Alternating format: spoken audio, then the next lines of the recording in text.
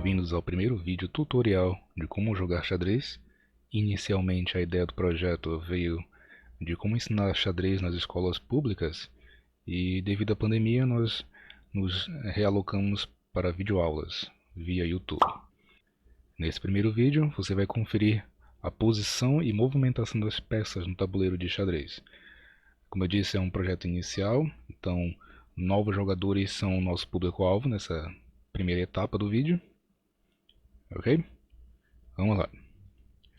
Inicialmente, quando você pega o tabuleiro físico de xadrez, ele tem essas casas aqui, né? Uma casa mais escura e outra mais clara, e ela está ordenada dessa forma aqui, olha, da letra A até a letra H.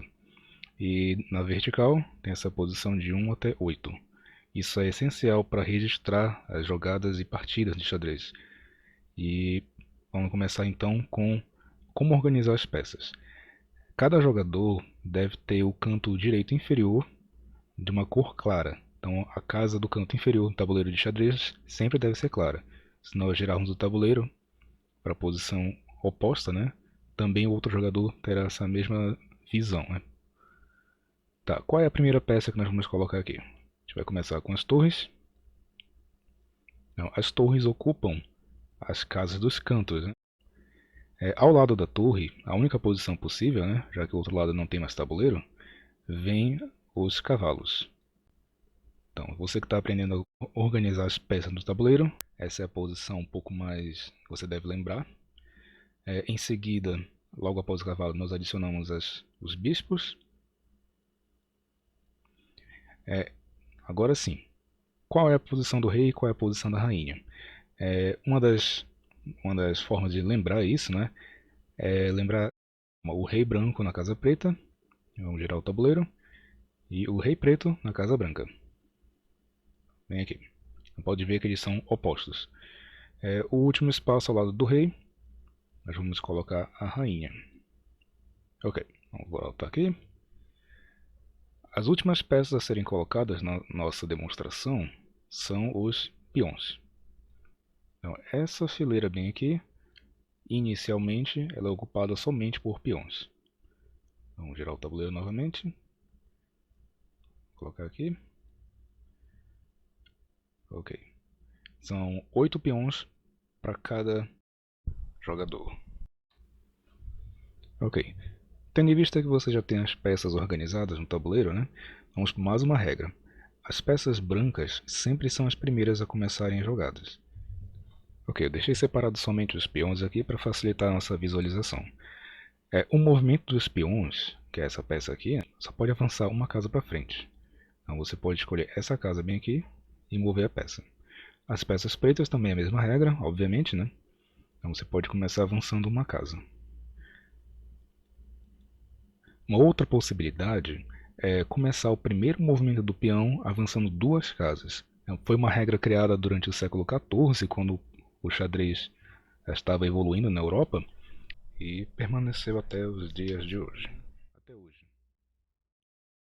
Ok, avançando mais um pouco, chegamos nessa estrutura central de peões e vamos a mais uma regra. Esse peão branco bem aqui não pode mais avançar porque existe uma outra peça bloqueando o caminho. Então só existem mais 2 casas que são para frente dele, né? Essa diagonal e essa outra diagonal à direita. Infelizmente o peão não pode simplesmente ocupar uma casa na diagonal, ele só pode avançar para frente. Porém, ele pode capturar uma peça que esteja na diagonal. Como nesse caso aqui não tem nenhuma, sobra somente esta diagonal esquerda. Então se eu fizer esse movimento, a peça preta é capturada. As próximas peças a serem vistas são as torres, são as peças que ocupam inicialmente as casas dos cantos do tabuleiro. A movimentação das torres é essa. Você pode simplesmente movê-la nessa direção, e aqui, diferente do peão, né, não importa o número de casas, você pode avançar. Ok? Mesma coisa as peças adversárias. Então você pode movimentar de qualquer forma, desde que seja na horizontal ou na vertical. Então, as torres não se movimentam na diagonal.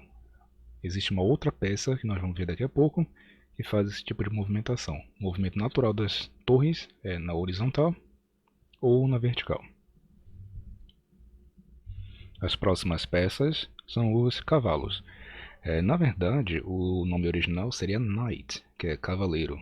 mas a representação que foi passada, né, os vários designs de xadrez do século XVIII e XIX, decidiram que seria a cabeça de um cavalo para representar o cavaleiro. Ok, então esse aqui é um movimento mais difícil porque muitos jogadores não se acostumam, né, com essa movimentação estranha.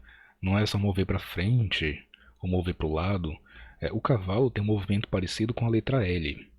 Então, só girar o tabuleiro aqui.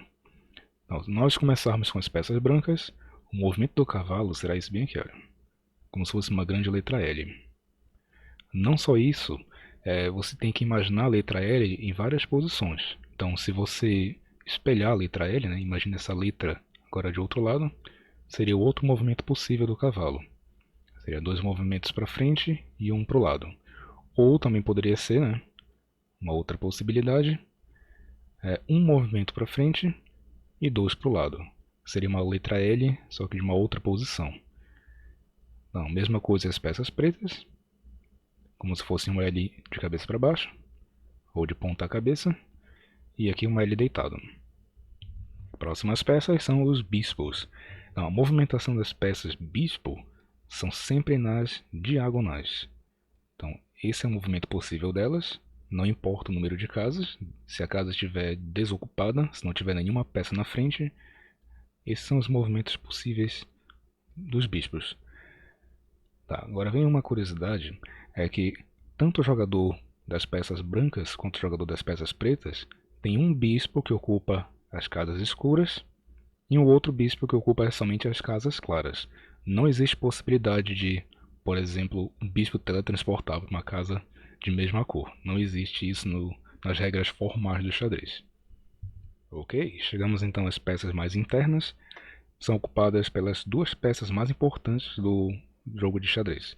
Primeiramente, né, as rainhas. Então, cada jogador tem uma rainha de uma cor e você deve saber provavelmente que a rainha é a peça mais forte do jogo de xadrez. Por quê? Então, imaginando essas posições, né, eu tirei as outras peças para facilitar a visualização dos movimentos. A rainha é a única peça que consegue se mover em qualquer casa, em qualquer direção, desde que não haja nenhuma outra peça no caminho, né? Então você pode fazer esse movimento, ou esse para cá, ou somente uma casa, e aí perdeu. Finalmente, a última peça é uma das peças mais fracas do jogo de xadrez, porém ela é a peça mais importante, o rei. O rei é identificado por essa cruz que fica em cima, né? Enquanto a rainha utiliza uma peça como se fosse uma coroa. Tá, a movimentação do rei é bem simples, somente uma casa por vez. Ok, não tem como se teletransportar como faz o bispo, ou a torre, ou o cavalo. Então somente uma casa por vez, só pode avançar uma casa por vez.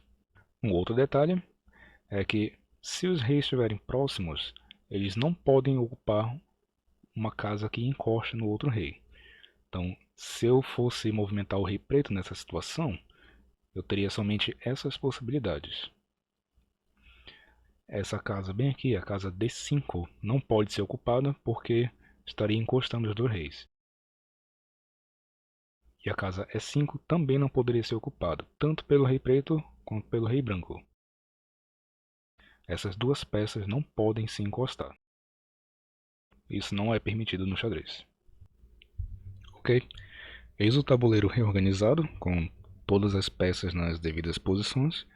E você que está aprendendo xadrez agora, né, se habitue com esses movimentos bem simples, nem que seja somente os movimentos iniciais dos peões e tudo mais, porque é somente com a prática que você realmente vai fixando certas estratégias, certas posições, vai se habituando com certas aberturas de xadrez, que são clássicas. Ok? Então eu recomendo que você que está realmente querendo aprender a jogar xadrez, você pode encontrar vários sites de jogos, ou até mesmo aplicativos para celular, que você se habitua com a movimentação das peças. E uma das vantagens de jogos virtuais e coisas do tipo é que existem regras já embutidas no jogo, então isso impede que você faça movimentos ilegais e comece a perceber certas estratégias quando você for realmente jogar contra ou o computador ou uma outra pessoa, né? Então é isso, essa é a recomendação e nos vemos no próximo vídeo. Valeu!